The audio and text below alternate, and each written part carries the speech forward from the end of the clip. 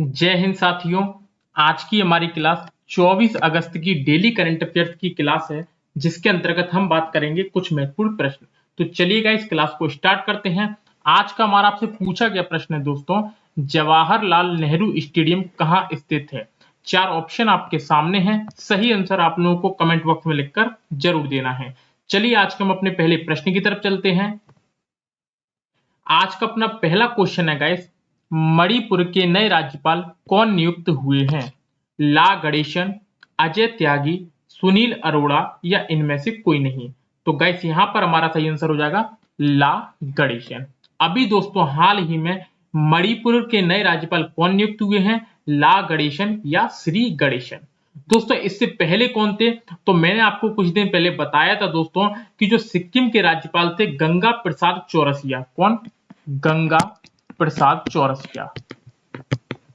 ये दोस्तों कहां के राज्यपाल हैं? सिक्किम के राज्यपाल हैं। और दोस्तों कुछ समय पहले इन्होंने मणिपुर के अतिरिक्त कार्यभार के रूप में शपथ ली थी। लेकिन दोस्तों अभी हाल ही में ला गणेशन को मणिपुर का नया राज्यपाल नियुक्त कर दिया गया है। दोस्तों गंगा प्रसाद से पहले कौन थे, तो गंगा प्रसाद से पहले नजमा हेपतुल्ला थे। कौन? नजमा हेपतुल्ला। इनका दोस्तों स्वास्थ्य खराब हो गया था, इस कारण गंगा प्रसाद को मणिपुर का अतिरिक्त कार्यभार सौंपा गया था। तो दोस्तों अब कौन बन गए हैं? ला गणेशन मणिपुर के नए राज्यपाल बन गए हैं। यदि दोस्तों मणिपुर के बारे में बात करें तो मणिपुर की राजधानी इम्फाल है। मणिपुर के मुख्यमंत्री एन बीरेन सिंह। मणिपुर में विधानसभा सीटें कितनी हैं, तो 60 यहां पर विधानसभा सीटें हैं, 1 यहां पर राज्यसभा सीट है तथा 2 यहां पर लोकसभा की सीटें हैं। ठीक है गाइस, तो मणिपुर के बारे में हमें इतनी जानकारी होनी चाहिए। चलिए दोस्तों नेक्स्ट क्वेश्चन की तरफ चलते हैं।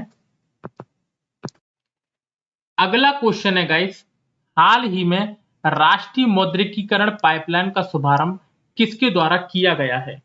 पीयूष गोयल, निर्मला सीतारमण, देवदत्त आर्य या इनमें से कोई नहीं। तो गाइस यहां पर हमारा सही आंसर हो जाएगा निर्मला सीतारमण। अच्छा क्वेश्चन है दोस्तों, अपन को इसको याद रखना है। अभी दोस्तों हाल ही में वित्त मंत्री निर्मला सीतारमण ने राष्ट्रीय मौद्रिकीकरण पाइपलाइन का शुभारंभ किया है। दोस्तों इसके जरिए अगले 4 वर्षों में बेची जाने वाली सरकार की बुनियादी ढांचा संपत्तियों की सूची तैयार की जाएगी। तो दोस्तों यहां पर ओवरऑल बात यह है कि इस माह की शुरुआत में यह कहा गया था कि सरकार राष्ट्रीय राजमार्गों व पावर ग्रिड पाइपलाइनों सहित 6 लाख करोड़ की बुनियादी ढांचा संपत्तियों को बेचने वाली है। कितने? 6 लाख करोड़। 6 लाख करोड़ की दोस्तों जो बुनियादी ढांचा संपत्ति है इनको दोस्तों बेचने वाली है। इसके साथ ही पावर ग्रिड पाइपलाइनों और राष्ट्रीय राजमार्गों। तो दोस्तों ये स्थिति है आज अपने देश की। ठीक है गाइस, तो राष्ट्रीय मौद्रिकीकरण पाइपलाइन का शुभारंभ किसके द्वारा किया गया है? निर्मला सीतारमण के द्वारा किया गया है। दोस्तों इसके जरिए जो अगले 4 वर्षों में जो बेची जाने वाली सरकार जो संपत्तियां बेचेगी उसकी दोस्तों एक लिस्ट तैयार करेगी, जिसके अंतर्गत दोस्तों राष्ट्रीय राजमार्गों, पाइपलाइनों और 6 लाख करोड़ की दोस्तों जो बुनियादी ढांचा संपत्ति है उनको दोस्तों क्या करेगी? बेचेगी। ठीक है गाइस, तो ये वाली बात हमें इसमें जाननी थी। चलिए दोस्तों नेक्स्ट क्वेश्चन की तरफ चलते हैं। अगला क्वेश्चन है गाइस, भारत के किस राज्य में देश का सबसे ऊंचा हर्बल गार्डन उद्घाटन किया गया है। हरियाणा, मिजोरम, उत्तराखंड या हिमाचल प्रदेश। तो गाइस यहां पर हमारा सही आंसर हो जाएगा उत्तराखंड। अभी दोस्तों हाल ही में उत्तराखंड के चमोली जिले के माड़ा गांव में, कहां पर? माड़ा गांव में। ये कहां पर है? चमोली जिले में, माड़ा गांव में 11,000 फीट की ऊंचाई पर स्थित देश का सबसे अधिक ऊंचाई वाला हर्बल गार्डन विकसित किया गया है। कितनी ऊंचाई पर दोस्तों? 11,000 की ऊंचाई पर जो दोस्तों हर्बल गार्डन है वो विकसित किया गया है। और दोस्तों अब ये आम लोगों के लिए खोल दिया गया है। ठीक है दोस्तों, तो देश का सबसे ऊंचा हर्बल गार्डन कहां स्थापित किया गया है? उत्तराखंड के चमोली गांव के माड़ा गांव में। ठीक है दोस्तों, तो इसको हमें याद रखना है। यदि हम उत्तराखंड के बारे में बात करें तो उत्तराखंड की 2 राजधानियां हैं, एक देहरादून और एक गैरसैंण। उत्तराखंड के मुख्यमंत्री पुष्कर सिंह धामी, उत्तराखंड की राज्यपाल बेबी रानी मौर्य। 70 यहां पर विधानसभा की सीटें हैं, 5 यहां पर लोकसभा की सीटें हैं तथा 3 यहां पर राज्यसभा की सीटें हैं। ठीक है गाइस, तो इतनी बातें हमें इसमें याद रखनी है। चलिए दोस्तों नेक्स्ट क्वेश्चन की तरफ चलते हैं। अगला क्वेश्चन है गाइस, हाल ही में मालाबार युद्धाभ्यास का शुभारंभ कब से कब तक किया जा रहा है? 24 से 27 अगस्त, 26 से 29 अगस्त, 22 से 25 अगस्त या 25 से 28 अगस्त? तो गाइस यहां पर हमारा सही आंसर हो जाएगा 26 से 29 अगस्त। दोस्तों आईएमपी क्वेश्चन है, स्टार लगा लेना। अभी दोस्तों हाल ही में 26 से 29 अगस्त तक मालाबार युद्धाभ्यास की शुभारंभ की घोषणा कर दी गई है। दोस्तों ये कहां पर होने वाला है? तो दोस्तों ये पश्चिमी प्रशांत क्षेत्र में जो अमेरिका के नियंत्रण वाला गुआम द्वीप है, कौन सा? गुआम द्वीप, जो गुआम द्वीप है यहां पर ये युद्धाभ्यास होने वाला है। ठीक है दोस्तों, तो 26 से 29 अगस्त तक ये अभ्यास होने वाला है। इसमें दोस्तों कौन कौन से देश भाग ले रहे हैं? तो मैंने आपको बताया था, भारत, जापान, अमेरिका और ऑस्ट्रेलिया। कौन? भारत, जापान, अमेरिका और ऑस्ट्रेलिया। दोस्तों इसकी अपन एक थोड़ी सी कहानी बताऊं तो दोस्तों सबसे पहले 1992 में, कब? सबसे पहले 1992 में हिंद महासागर में भारतीय नौसेना और अमेरिकी नौसेना के बीच द्विपक्षीय अभ्यास के रूप में दोस्तों मालाबार युद्धाभ्यास शुरू हुआ था।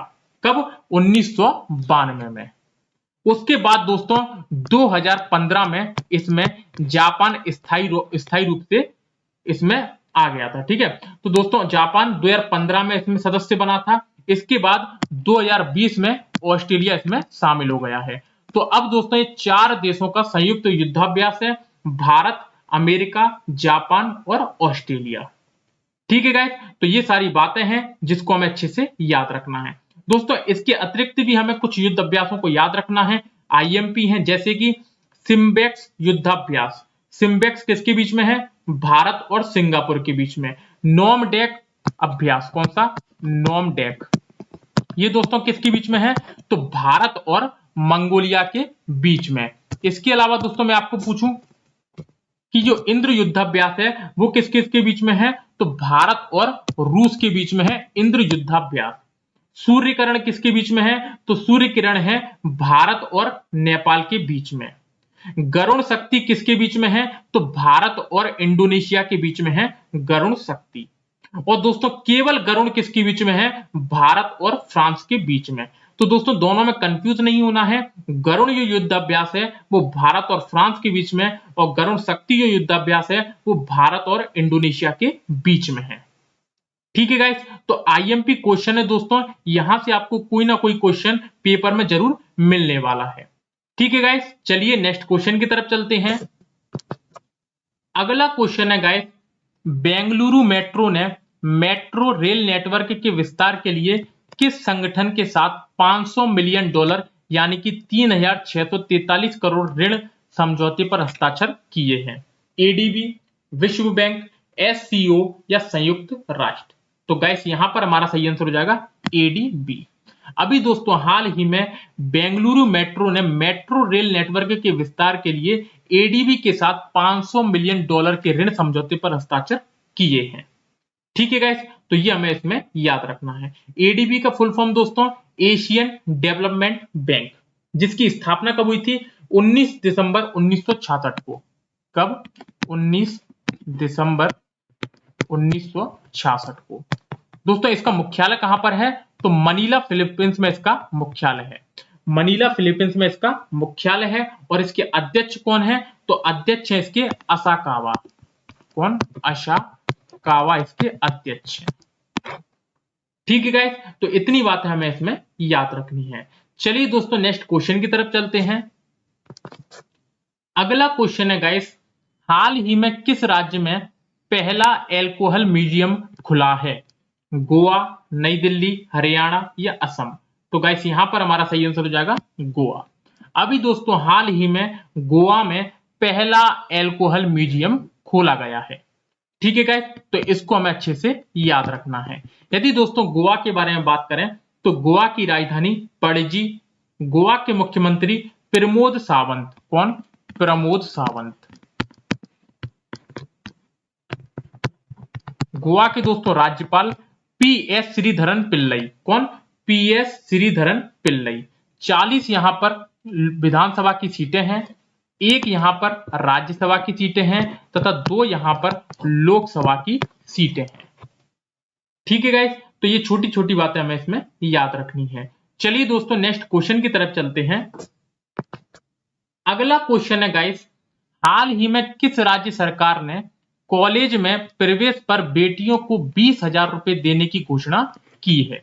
उत्तर प्रदेश, मध्य प्रदेश, हरियाणा या इनमें से कोई नहीं? तो गाइस यहां पर हमारा सही आंसर हो जाएगा मध्य प्रदेश।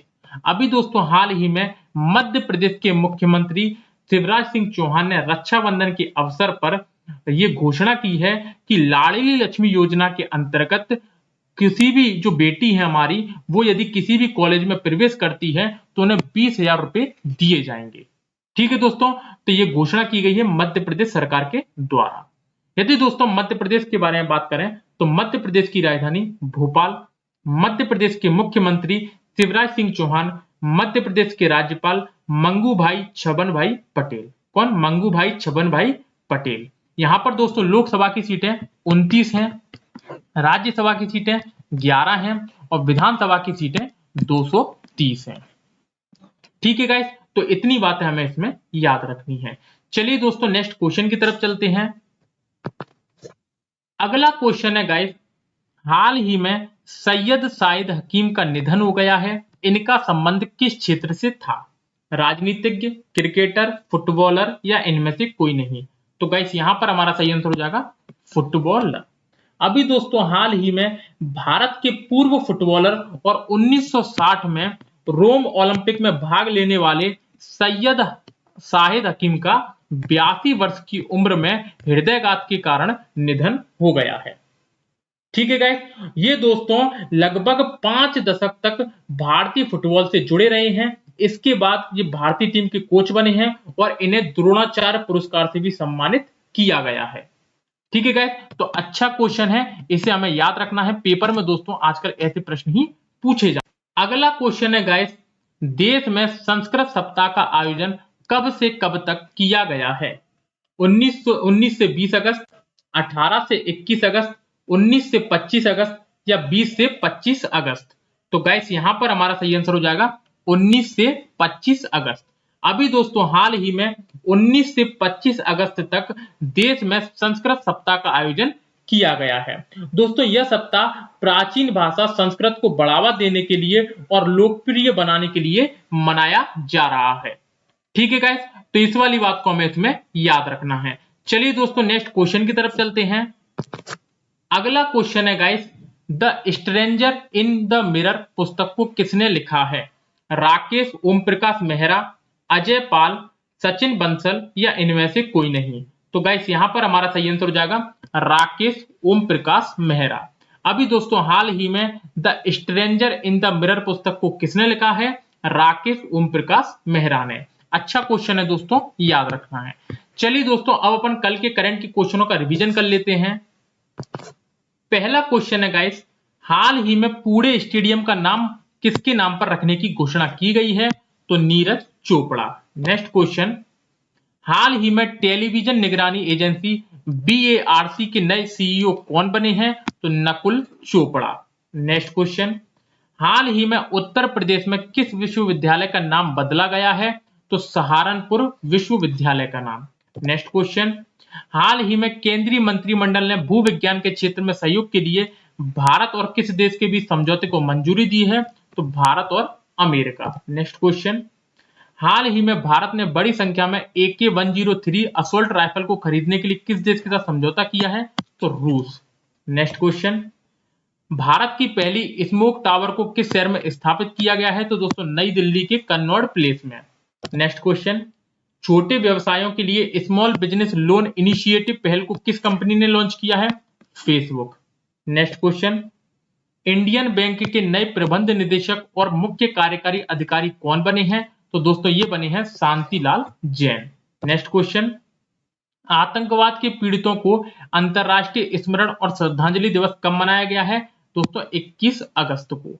नेक्स्ट क्वेश्चन, हाल ही में किस राज्य के पूर्व मुख्यमंत्री कल्याण सिंह जी का निधन हो गया है? तो दोस्तों उत्तर प्रदेश। ये 3 बार मुख्यमंत्री रह चुके हैं। एक बार दोस्तों इन्होंने हिमाचल प्रदेश के अतिरिक्त राज्यपाल के रूप में कार्यभार संभाला है। ठीक है गाइस, तो ये सारी बातें थी दोस्तों आज की, जिनको हमें अच्छे से याद रखना है। और दोस्तों कल का हमारा आपसे पूछा गया प्रश्न था, विश्व पृथ्वी दिवस कब मनाया जाता है? 20 अप्रैल, 22 अप्रैल, 24 अप्रैल या इनमें से कोई नहीं? तो गाइस यहां पर हमारा सही आंसर हो जाएगा 22 अप्रैल। दोस्तों प्रतिवर्ष विश्व पृथ्वी दिवस 22 अप्रैल को मनाया जाता है। आईएमपी क्वेश्चन है दोस्तों, याद रखना है। तो यदि दोस्तों आज की वीडियो आपको अच्छी लगी हो तो वीडियो को लाइक कर देना, चैनल को सब्सक्राइब कर देना तथा पीडीएफ के लिए टेलीग्राम चैनल की लिंक डिस्क्रिप्शन में दी हुई है, वहां से आप इसको डाउनलोड कर सकते हैं। फिर मिलते हैं दोस्तों कल नेक्स्ट क्लास में, तब तक के लिए धन्यवाद।